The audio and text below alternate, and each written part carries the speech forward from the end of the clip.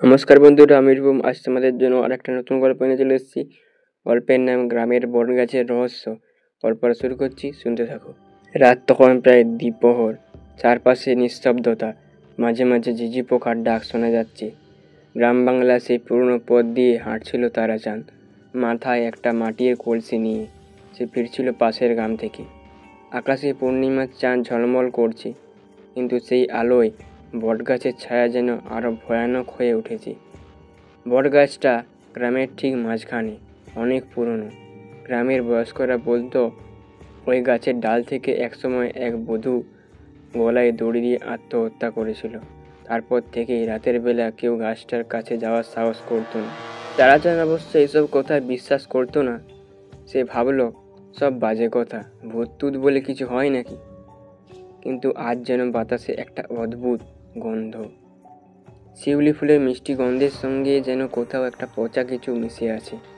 হঠাৎ বটগাছের দিক থেকে কারো চাপা কান্নার শব্দ এলো। তারাচাঁদ থমকে দাঁড়ালো। কে ওখানে বলে সে এগিয়ে গেল। গাছের নিচে একটা সাদা ছায়া দুলছে। তারাচাঁদের বুকের ভেতর ঠকঠক শব্দ করছে। সে কাছে গিয়ে দেখল একটা মেয়ের অবয়ব ছায়া। লম্বা কালো চুল ছড়িয়ে পড়েছে মাটিতে, মুখটা নিচু করা। তারাচাঁদ জিজ্ঞাসা করলো, তুমি কে? মেয়েটি ধীরে ধীরে মুখ তুলে তাকালো। তার মুখটা পচা, চোখ দুটো গর্তের মতো ফাঁকা, ঠোঁটের কোণে রক্ত জমার বাঁধা। হঠাৎ সে বিকট গলায় বলে উঠল, আমাকে বাঁচাও, আমায় মুক্তি দাও। তারাচাঁদ চিৎকার করে পেছনে ছুটল, কিন্তু তার পা যেন মাটিতে আটকে গেছে। পেছন থেকে ঠান্ডা একটা হাত তার কাঁধে পড়ল। সে ঘুরে দেখলো মেয়েটি তার সামনে দাঁড়িয়ে আছে। মুখটা তার বিকৃত হয়ে গেছে। তারাচাঁদ জ্ঞান হারানোর আগে শুধু শুনতে পেল, তুমি এসেছিলে ভুল পথে, এখন তুমি আর ফিরতে পারবে না। পরদিন সকালে গ্রামের লোকজন বটগাছের নিচে তারাচাঁদের নিথর দেহ পড়ে থাকতে দেখল। মুখটা বিকৃত হয়ে গেছে, চোখ দুটো ভয়ে বিস্ফোরিত। তার মুখে শুধু একটা বাক্য ফুটেছিল, বাঁচাও। গ্রামের বটগাছের নিচে এরপর থেকে আর কেউ রাতের বেলা যেতে সাহস পায় না। কেউ কেউ বলে মাঝরাতে এখনও সেখানে একটা সাদা ছায়া দাঁড়িয়ে থাকতে দেখা যায়, আর দূর থেকে ভেসে আসে চাপা কান্নার শব্দ। তারাচাঁদের মৃত্যুতে গোটা গ্রামটা আতঙ্কে ভরে উঠল। গ্রামের বুড়ো পণ্ডিত হরিনাথ বলল, আমি তো আগেই বলেছিলাম ওই গাছটা অভিশপ্ত। কেউ বিশ্বাস করলো না। এবার দেখলে তো ফল। গ্রামের প্রধান রামেশ্বর বাবু কিছু একটা করার সিদ্ধান্ত নিলেন। তিনি বললেন, ওখানে পুজো দিতে হবে, গাছটাকে শুদ্ধ করতে হবে, না হলে আরও অনিষ্ট হবে। পুজোর দিন ঠিক হলো, কিন্তু সমস্যা একটাই, গ্রামের কেউই সাহস পাচ্ছিল না বটগাছের কাছে যাওয়ার। অবশেষে রামেশ্বর বাবুর ছোট্ট ছেলে অমিত বলল, আমি যাব, মা দুর্গার নাম করে আমি ওখানে পুজো দেব। পুজোর আগের রাতে অমিত একা বসেছিল নিজের ঘরে। হঠাৎ জানালার বাইরে সাদা একটা ছায়া দেখতে পেল সে। প্রথমে ভেবেছিল ভুল দেখছে সে, কিন্তু ছায়াটা ধীরে ধীরে স্পষ্ট হলো।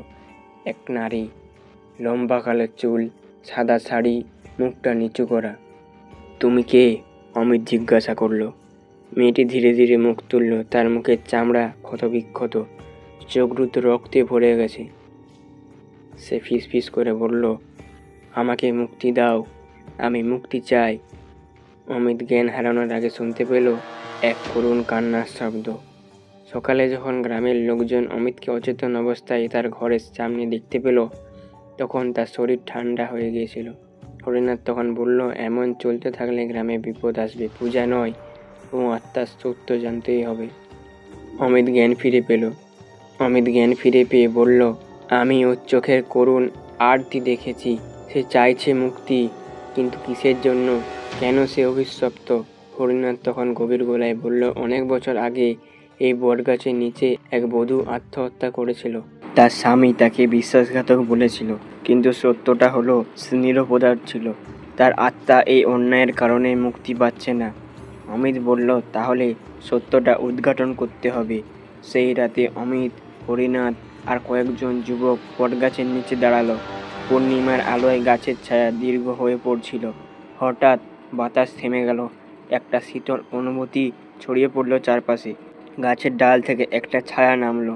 মেয়েটি, তার চোখে জল, অমিত ধীরে ধীরে বলল, তুমি মুক্তি চাইছ?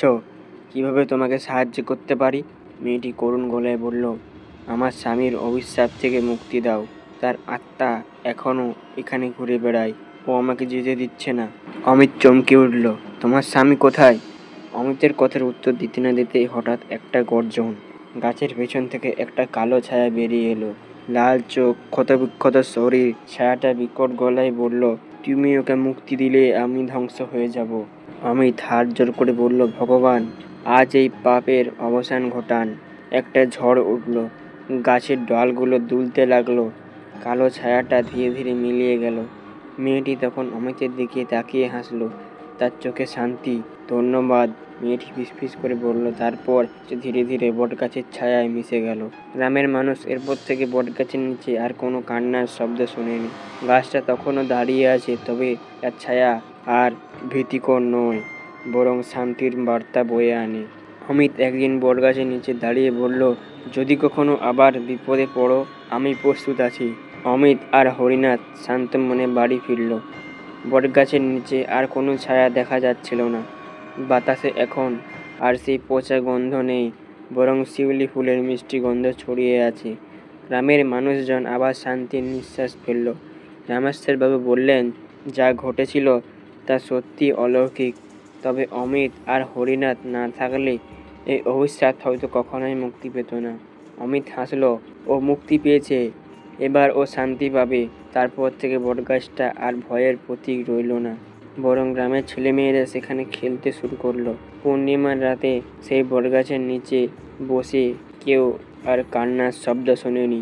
বহু বছর পর এক রাতে পূর্ণিমার আলোয় অমিত সেই বটগাছের নিচে বসেছিল। বাতাসের শিউলি ফুলের গন্ধ। হঠাৎ একটা মিষ্টি কণ্ঠ শুনতে পেল, ধন্যবাদ। অমিত মাথা তুলে দেখল কিছুই নেই।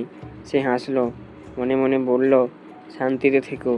এরপর বটগাছটা শুধু একটাই কথা জানতো, ভালোবাসা আর বিশ্বাসী সব অভিশাপ থেকে মুক্তি দেয়।